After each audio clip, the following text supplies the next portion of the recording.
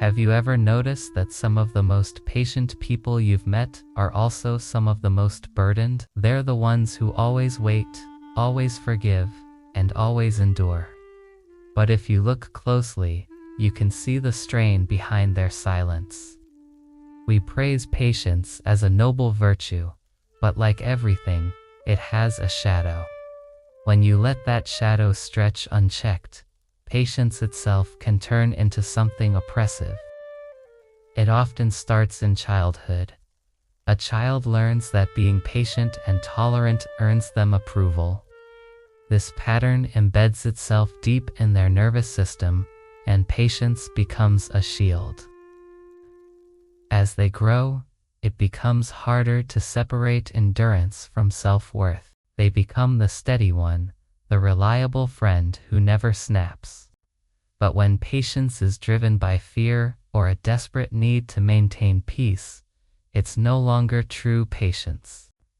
It becomes a cage that warps the spirit. Think about it. The patient friend who waits hours without complaint, who forgives repeated letdowns with a smile. If you've ever been that person, you know the reality. Behind every extended tolerance is a quiet buildup of strain. A voice whispers, "How much more can I take?" But that voice is often silenced because chronic patience comes with an unspoken rule: you're not allowed to break. Psychologists call this tolerance fatigue. It happens when someone endures so much stress that they eventually numb themselves to it. Studies show that people who consistently tolerate discomfort without speaking up report higher levels of chronic stress, resentment, and even physical ailments. Patience without limits isn't patience at all. It's a subtle form of self-oppression, like holding up a crumbling wall that's slowly crushing you. Even more unsettling, your patience can become a trap. When you're known as the patient one, people start to rely on it. They test it. They shape their actions around it.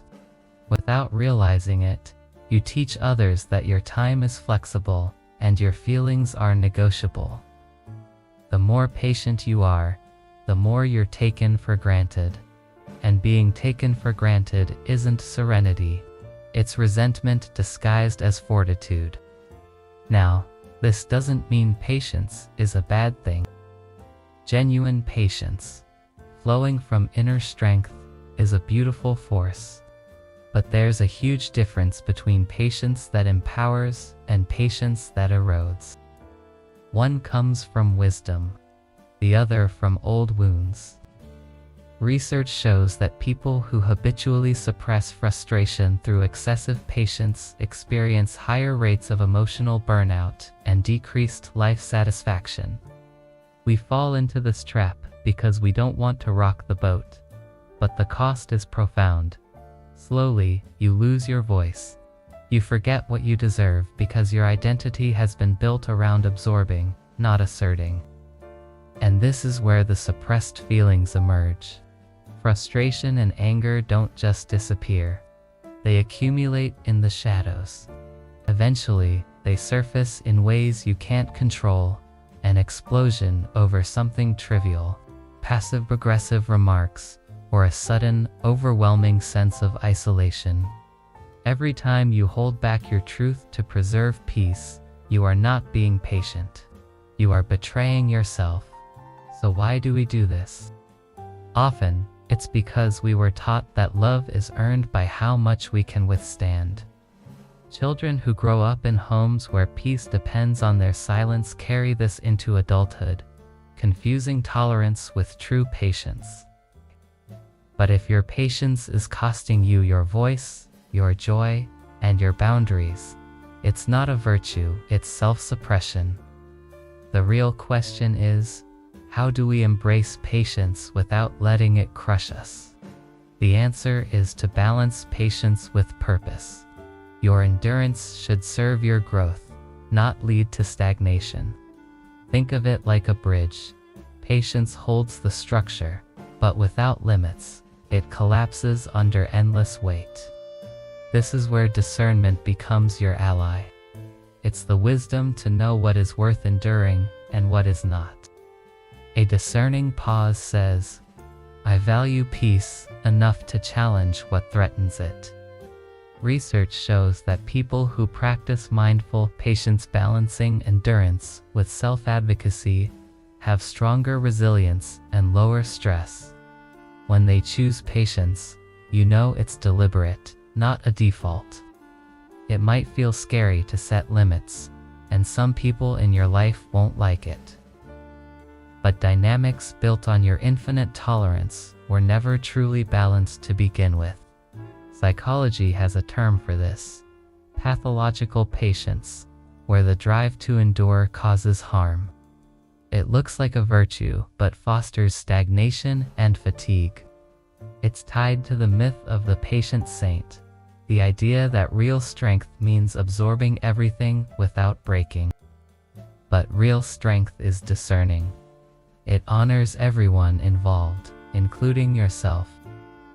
So, how do we fix this? The key is to anchor your patience in purpose. First, practice the check-in.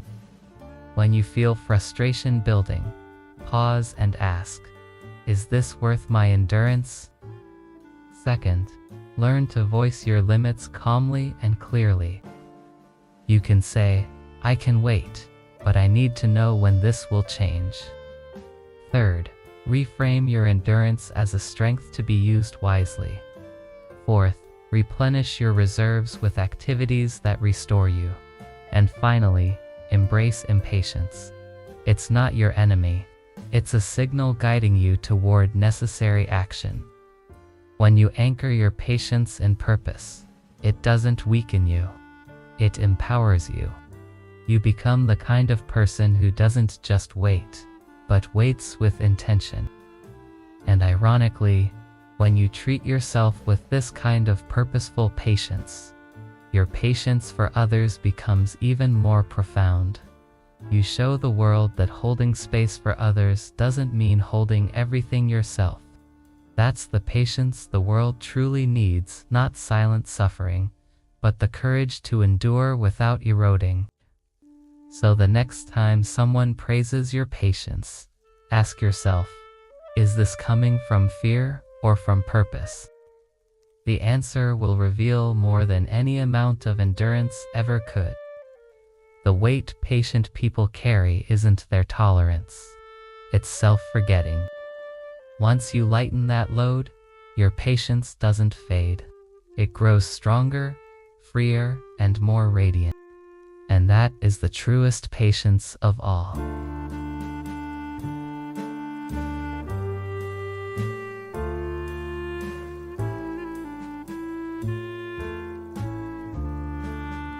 Thank you so much for watching.